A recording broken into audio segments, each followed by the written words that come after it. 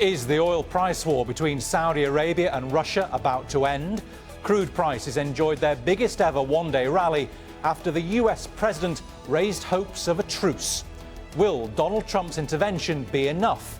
And what's the impact of the rift between the oil superpowers? This is Inside Story.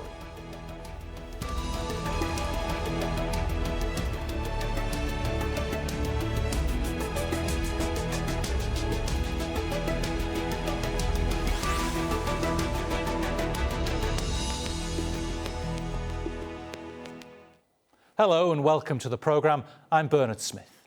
Over the past month, two of the world's biggest oil producers have been in dispute about how to respond to the coronavirus pandemic. Demand collapsed after airlines grounded their planes, factories shut their doors, and countries imposed travel bans. Crude prices fell further when Saudi Arabia and Russia couldn't agree on cutting supplies to try and force prices higher. Now, US President Donald Trump is suggesting the feud may soon end. Saudi Arabia has called for an emergency meeting of oil-producing nations, as Hamera Chowdhury reports. Signs that an oil price war between two of the world's biggest producers may end saw the biggest one-day leap on record. And here's why. I think that Russia and Saudi Arabia at some point are going to make a deal in the not-too-distant future because it's very bad for Russia. It's very bad for Saudi Arabia. It's very bad. I mean, it's bad for both. So I think they're going to make a deal. A deal to cut production in response to the drop in demand from the coronavirus outbreak collapsed last month. Since then, the cost of crude has fallen to lows not seen for almost 2 decades. Russia and Saudi Arabia slashed prices and ramped up production in a fight for market share, just as demand collapsed. The coronavirus pandemic's forced governments to impose widespread lockdowns, close factories and restrict travel worldwide. Some experts say the United States needs the oil market to stabilize so its own shale oil industry doesn't collapse. It is a balance that the United States would wish always to have the price of oil so that its industry does not collapse and disappear. Its oil production industry, it survives. On the other hand, also for the consumers to be happy. The price war began last month when Russia rejected plans by Saudi Arabia to cut oil production in an effort to boost prices. Saudi Arabia responded by announcing plans to pump much more oil at hugely discounted prices. Both the Saudis and the Russians say they can survive the crisis by relying on their foreign reserves of around $500 billion each. But experts say Saudi Arabia needs oil prices at around $82 a barrel to balance its budget. Russia needs only half of that. While it remains unclear what kind of truce, if any, might be reached, what is clear is that current prices are bad for producers, but buyers welcome the low prices. Attention is switching to the White House, where Donald Trump is under pressure from US oil executives and Congress for more action if Saudi Arabia and Russia fail to agree. Hamera Chowdhury for Inside Story.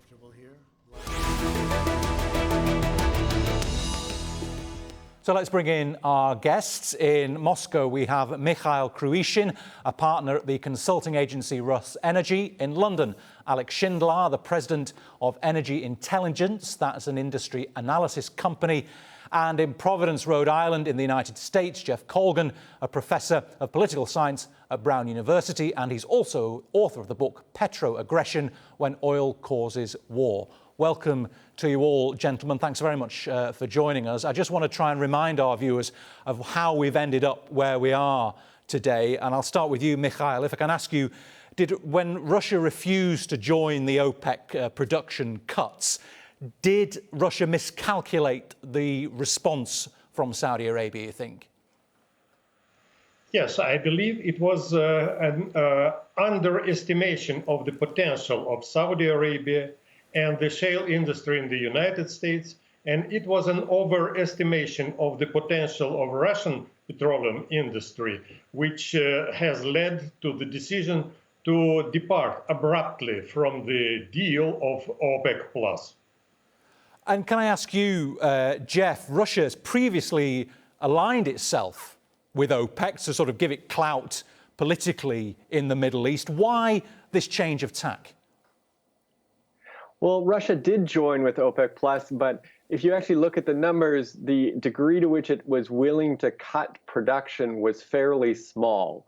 And so when Saudi Arabia pushed for larger cuts, that just wasn't in Russia's economic interests, and it just balked from doing that. And so now they're seeing the consequences of getting into a price war with Saudi Arabia. And we'll see whether they actually make a deal. Saudi Arabia has made it clear that they want not only Russia, but other players included. And though they didn't name names, it seems like they're interested in having the United States producers involved. And Alex, so a miscalculation perhaps from Russia, but did Saudi Arabia also miscalculate the magnitude of the collapse in demand for oil? No, I mean, I think the Saudis are quite realistic on what the market looked like. But I mean, from their perspective, it was very much they had no other choice here, because if Russia was not going to join them in this production cut, and I agree with Jeff, I mean, the Saudis sprung a larger cut on the OPEC Plus alliance than the Russians were expecting. But if the groups did not kind of band together to pull off this cut, everyone knew the prices were going down. So the Saudi response was mainly the only one that they had, is what they say in Riyadh. And their whole intention here is to bring everybody back to the table to get an agreement. There's been a lot of talk about the Saudis flooding the market. That's what they're saying. And that's what they're going to do. But the real intention is to get everyone back together again to have an agreement. And that's Russia, and as Jeff says, many others as well. Mikhail, if they bring everybody back to the table again, will there be an agreement next week? Because surely the present situation is unsustainable for everybody involved, isn't it? I do not think, I feel very pessimistic about the potential of this meeting, because Russia cannot contribute anything to that deal.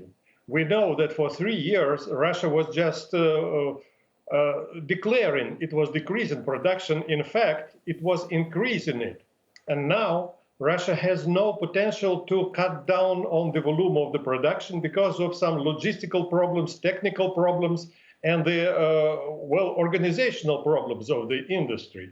While Saudi Arabia is the only large-scale producer that actually can cut production and increase production very quickly. It is, for the Saudis, production is actually an instrument of influencing oil prices. Unfortunately, this potential, together with the potential of other OPEC members, is not enough to close down the gap between supply and demand.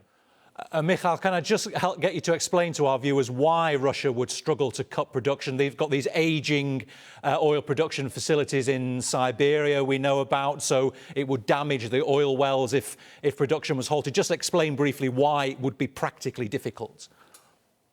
Yes, really. Most of the Russian oil wells are located in the cold climate in western Siberia. And they are not fountains of oil, just like Saudi Arabia's wells. In Saudi Arabia, if a well produces 1,000 tons daily or 2,000 tons daily, that's an ordinary well. In Russia, the average yield of an oil well is 9.5 tons, not million, not thousand, just 9.5 tons daily. And to close down such a well would mean to switch off the pumps that are working there. And in the cold conditions, it would mean freezing down the well. And to recover the oil flow, it will need a lot of expenses and a lot of labor. So oil companies prefer not to do that. They prefer, to produce as much as they can. And the other problem with the Russian, it has no reserve storage facilities to keep that oil before it finds consumers. And Alex, do you share Mikhail's pessimism? Yeah, I mean, I think it's difficult for the Russians to. I mean, there's technical issues as he's outlined, but it's also, there are political issues as well and economic issues. The Russian oil company are not all owned by the state. like in the case of Saudi Arabia, where they fully own all production from Saudi Aramco. And the Russian companies are quite reluctant to keep production back because they've got a number of objectives to reach. They've got bills to pay, and they've been balking at the holding in production as they've had to do for the last 3 years. Jeff, aren't the consequences of not finding agreement more severe than if you were to find one? Well, I think Alex and Mikhail are right to be skeptical about this meeting today. It's possible that there will be some sort of deal in quotation marks, but this is largely a political game rather than something that's going to change the fundamentals of the oil market. And what we're seeing is, yes, of course, producers around the world are looking to react to low oil prices, and where it's possible to scale down, they're going to do so when you've got very high cost production. But as Mikhail points out, lots of conventional oil wells cannot simply be stopped. You can't put a cork in this like a bottle of wine and then uncork it later. It does damage to the wells, and so producers are reluctant to do so unless they really see no other choice. And so I don't expect a lot to come out of the meeting today. If there is a deal, the real question becomes who's going to enforce it? We know that OPEC has historically, the members cheat on the agreements that are made. It seems like the enforcement problem becomes even harder if you've got players outside of OPEC agreeing to those kinds of cuts as well. Alex, we've had Donald Trump saying that he expects Russia and Saudi Arabia to jointly cut production by as much as 15 million barrels a day. Where does he get this figure from? Is he just trying to push these two leaders, Putin and Mohammed bin Salman, towards an agreement? And why would they do that anyway? Well, I think that the thing about Trump is he's a showman. He knows how to play the media, play the sentiment. And what he did yesterday was sort of classic Trump. He put out a statement. He shot out a tweet, and the oil price jumps to historic levels. It's sort of textbook Trump here. And now it leaves us all scrambling about whether there's any kind of deal underneath it. So, what we think is going on here is that this is what a classic talking about talks. And everybody in the energy industry is desperate for a solution here. And I think, as you pointed out, it's in everybody's interest to find some sort of solution here. It's in nobody's interest for oil to be in the $20 range. So the mere sliver of hope that there may be some way of getting these guys back together, the statement by the Saudis saying we're going to have a meeting, the sort of CEOs meeting of U.S. oil companies today, all of this says, there's a possibility something can happen here. And Trump is sort of fanning the flames here and getting people very excited. But, now comes the hard part. Can you get all these people together? Can you get all these countries together? Can you monitor anything? What does an agreement look like? These are a lot of unknowns. And I'm not saying there's no substance beyond this or behind it, but there's a long way to go before we're going to get a deal here. And I share Mikhail's skepticism that next week we're going to have something all stitched up. I mean, we live in unprecedented times, so you never know. But I think we're quite pessimistic that a deal is going to happen in the short term. It's going to take some time, if one is even possible. And Mikhail, is Russia in a better position then, noting your skepticism, your pessimism about any deal, is Russia in a better position to ride this out than the Saudis, cash-wise? Russia is depleting its sovereign fund because the Russian budget has been drafted for the price of oil of about $42.40. If the price is over it, the proceeds go into the sovereign funds. If the price is below that limit, then additional cash for the budget is being taken out of the sovereign fund. And there are, speculations about how long it can last. Some of the people in the finance ministry say, maybe it's enough for 6 years, but in the oil industry, there is a belief, and it is supported by officials of the energy ministry of Russia, that maybe the funds Russia has accumulated would be enough for 18 months or 2 years. This is a very, very pessimistic outlook. And Jeff, are these unprecedented times that we're in suggesting that were OPEC and OPEC Plus managed, even if they reach some sort of an agreement, and I note the pessimism on that, would that be enough anyway? Wouldn't you need some sort of US cooperation? I know the US can't cut production because of antitrust laws, but wouldn't the US have to somehow cooperate?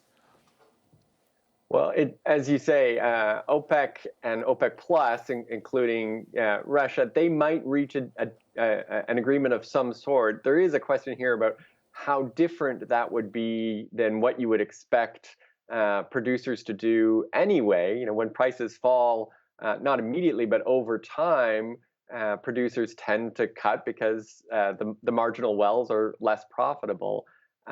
It's just not clear that Saudi Arabia in particular wants to carry the water of any kind of agreement, no matter who else is involved. They don't want to be alone being the de facto swing producer that takes most of the weight of an agreement.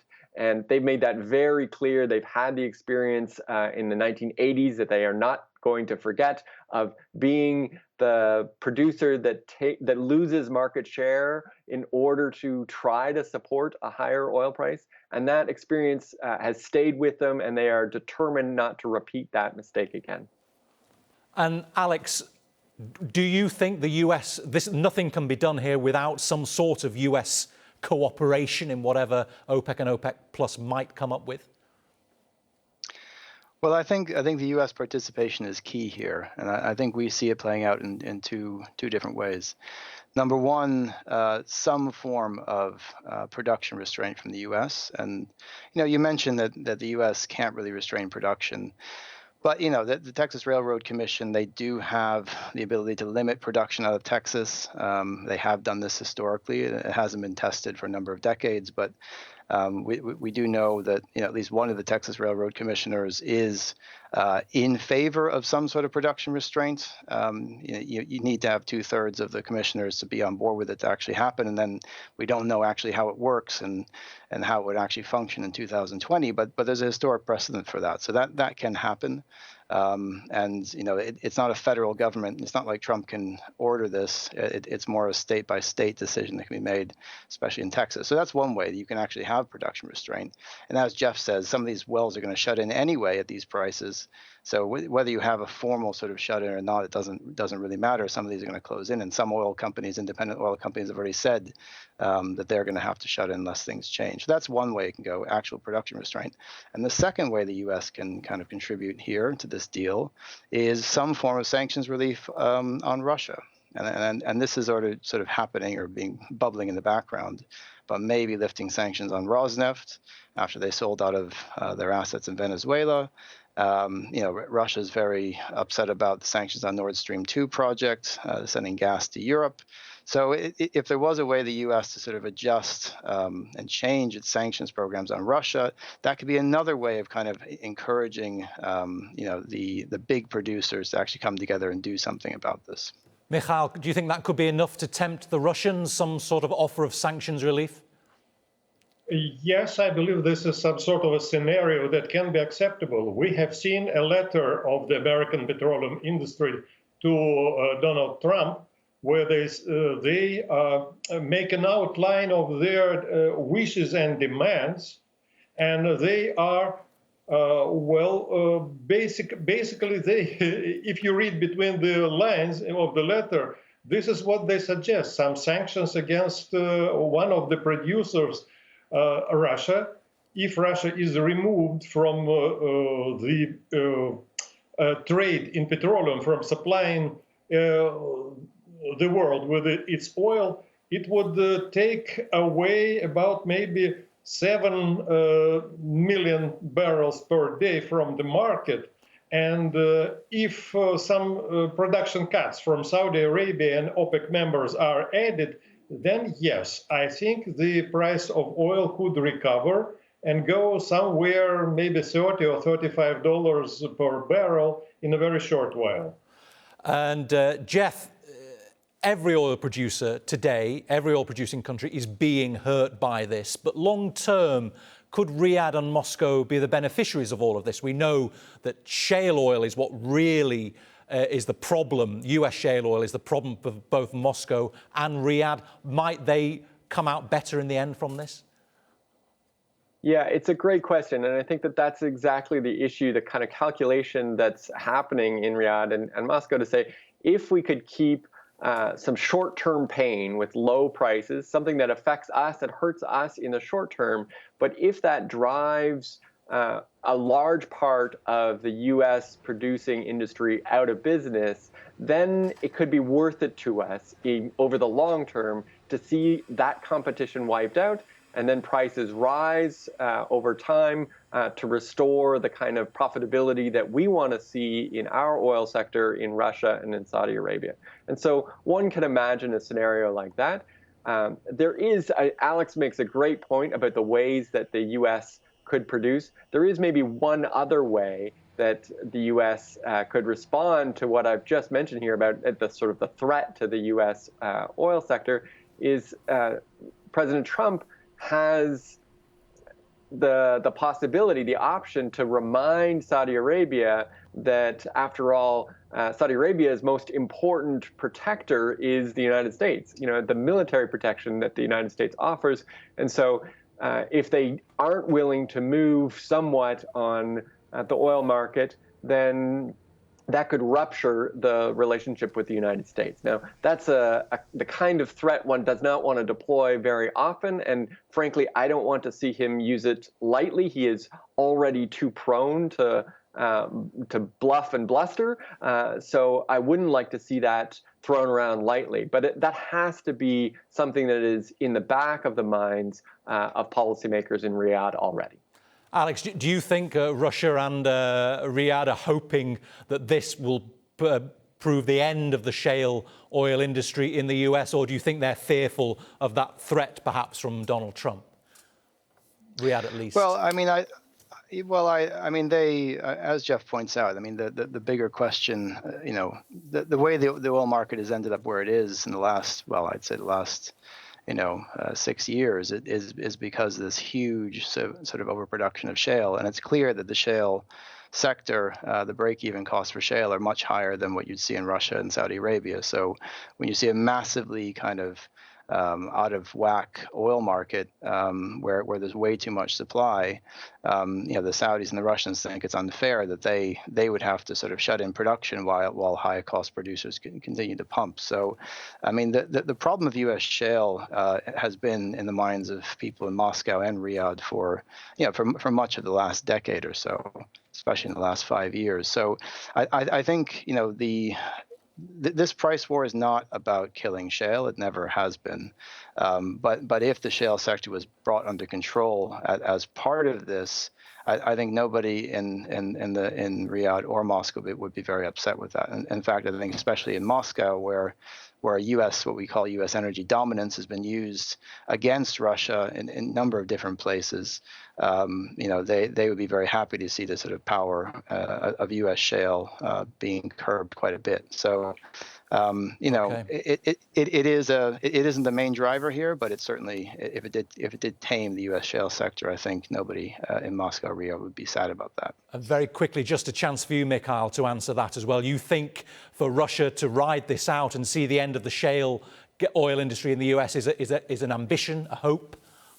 Yes, it is an ambition. The mastermind of the current situation, of the breakdown with the OPEC Plus deal, was the boss of Rosneft, Igor Sechin. And he said in an interview that one of the goals was to conquer, to win the competition between Russian oil and the U.S. shale oil. They expect the shale industry of the United States to die or to shrink as a result of the Russian moves on this arena, and Russia again will be the great decision maker in the industry and so on and so forth. I think this megalomania is an absolutely incorrect attitude in this, in the circumstances. All right, gentlemen, we're out of time, unfortunately, but thank you very much for joining us. To Mikhail Krutikhin, to Alex Shindler and to Jeff Colgan, and thank you too for watching. You can see the programme again anytime by visiting our website, aljazeera.com. And for further discussion, go to our Facebook page. That's facebook.com/AJ Inside Story. You can also join the conversation on Twitter. Our handle is @AJ Inside Story. From me, Bernard Smith, and the whole team here, bye for now.